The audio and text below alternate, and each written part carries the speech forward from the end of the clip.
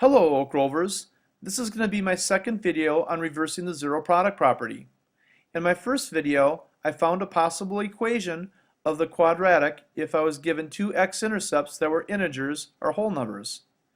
In this video, I'm going to show you how to find a possible equation of a quadratic if the x-intercepts are fractions. I'm going to do this by taking an equation that's written in standard form, factoring it, and then using the zero product property.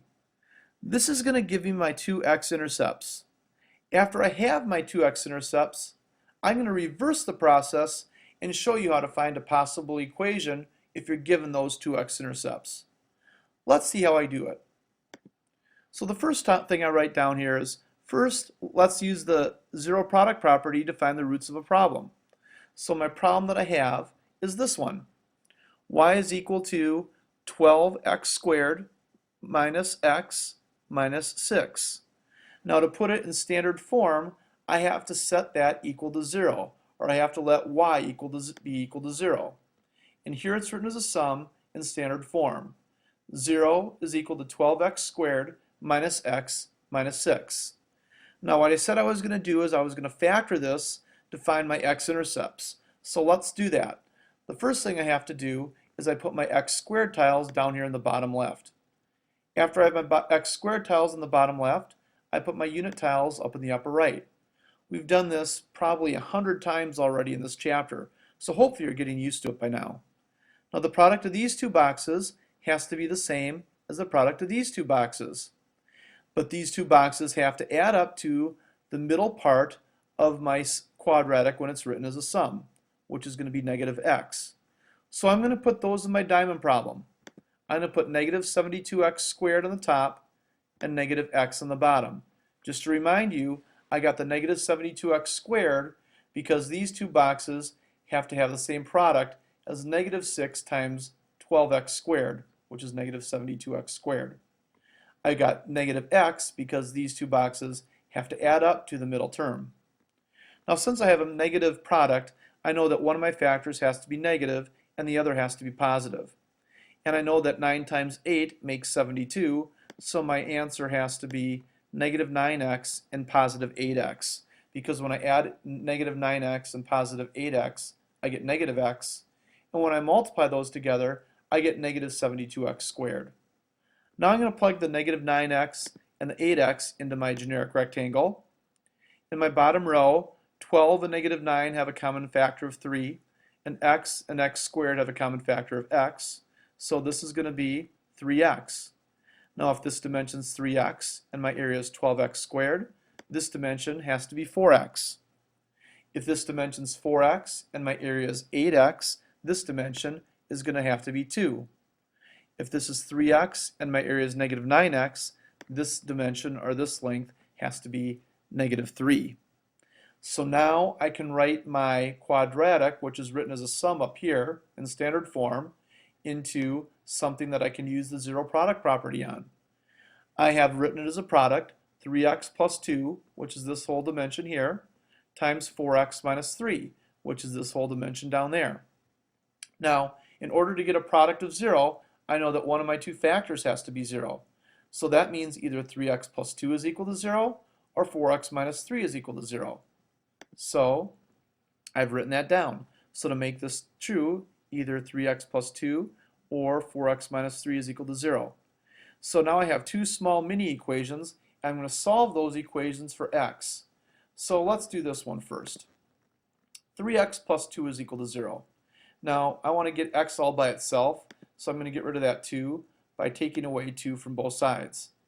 After I do that, I'm going to have 3x left over on the left side of the equation, and on the right side I'm just going to have negative 2. Now I have to undo multiplying x by 3, and I can do that by dividing both sides by positive 3. 3x divided by 3 is just going to be x, and negative 2 divided by 3 is going to be negative 2/3. So one of my x-intercepts for this equation is going to be negative 2 divided by 3. Now let's do the same thing to this little mini equation. So I've got to get x by itself, so I'll add 3 to both sides. After I add 3 to both sides, on my left side I'm going to have 4x, and the right side I should have positive 3. There we go. Now to undo multiplying x by 4, I'm just going to divide both sides by 4. 4x divided by 4 is just going to be 1x, and I have 1x is equal to 3/4. So my other x-intercept is going to be 3/4. So negative 2/3 and 3/4 are my two x-intercepts. Now, here, that's how I use the zero product property to factor it and find my x-intercepts. Now, I'm going to reverse it. Show you a way to find a possible equation if I know the x-intercepts. So let's see what I have up here. Now let's reverse it. So when I reverse it, what I'm going to do is I'm going to take this equation right there, which is x is equal to negative 2/3, and this equation here, which is x is equal to 3/4. Now, in order to do this, some of you might think, if you watched my last video, oh, I'm just going to add 2/3 to both sides on this one and then put that in the generic rectangle. Well, the problem is when I have fractions, I can't do it that way. I've got to get rid of the fraction first and then solve the right side for 0. In order to get rid of this fraction over here, I have to multiply both sides by positive 3. After I multiply both sides by positive 3, I get 3x on the left side and negative 2 on the right side. Then I just going to add 2 to both sides, and after I do that, I get 3x plus 2 is equal to 0. Let's do the exact same thing over here. First thing is I got to get rid of the fraction on the right side. After I get rid of the fraction, then I'm going to solve the right side for 0. So I'm going to multiply both sides by 4. And after I do that, I am going to get 4x is equal to 3. 4 times x is 4x. 3 times 4 divided by 4 is just going to give me 3. So let's get the right side to 0. So I'm going to subtract 3 from both sides. And I'm left with 4x minus 3 is equal to 0. So now these are my two pieces that I'm going to put in my generic rectangle to find my equation, or possible equation. So I have 3x plus 2 and 4x minus 3. And I'm going to put those in the generic rectangle, and then I'll multiply each part out.